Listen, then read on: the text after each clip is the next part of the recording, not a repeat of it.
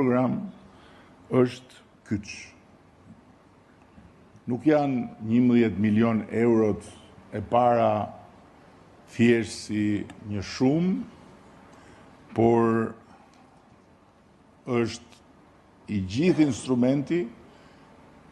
dhe mënyra se si është i ndërtuar që duhet t'i bëj të gjitha bashkit jo vetëm të interesuara, por edhe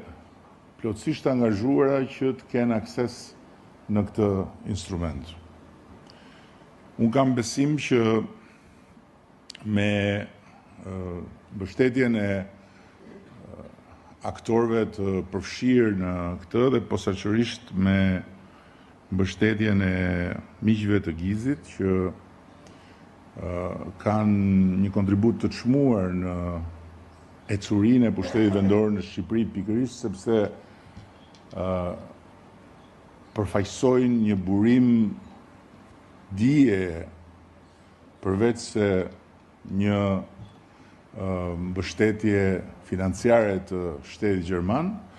por padyshim edhe me angazhimin në vetë parë të ministrit të pushtetit vendor, i cili vjen nga një eksperiencë shumë e suksesshme si kryetar bashkie, ne do të mund të bëjmë më të mirën dhe të nxjerrim nga ky potencial maksimumin e mundshëm për të gjitha bashkitë tona. Dhe në fund duhet ta mbyll me komponentin i cili është gjithmonë e më strategjik në qeverisjet e vendeve dhe që ka një peshë shumë të madhe në qeverisjen qendrore, por që për arsye që për mua janë të kuptueshme ose dhe tjera që mbase unë nuk jam gjendje t'i kuptoj, në nivelin vendor është një komponent shumë i dobët.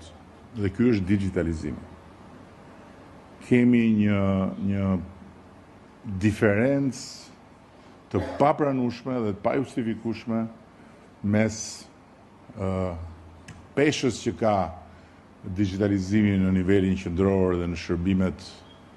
publike qendrore dhe peshës që ka në nivelin vendor dhe në shërbimet vendore. Arsyet e thash, disa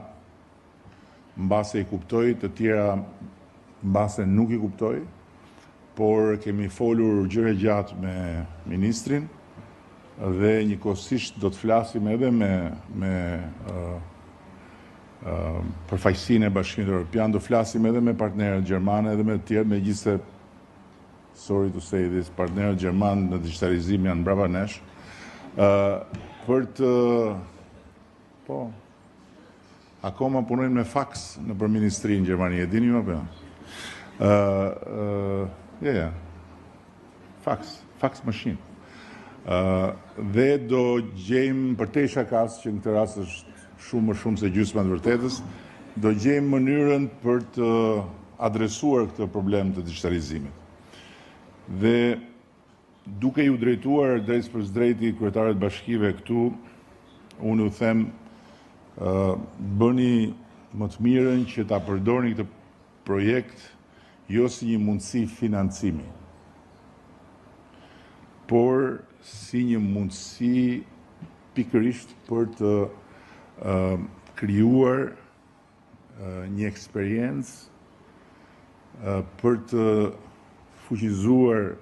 kapitalin njerëzor, për të përgatitur brenda bashkive akoma më mirë ato bërthamat e vogla që keni filluar të ngrini në funksion të projekteve dhe të financimeve nga Bashkimi Evropian.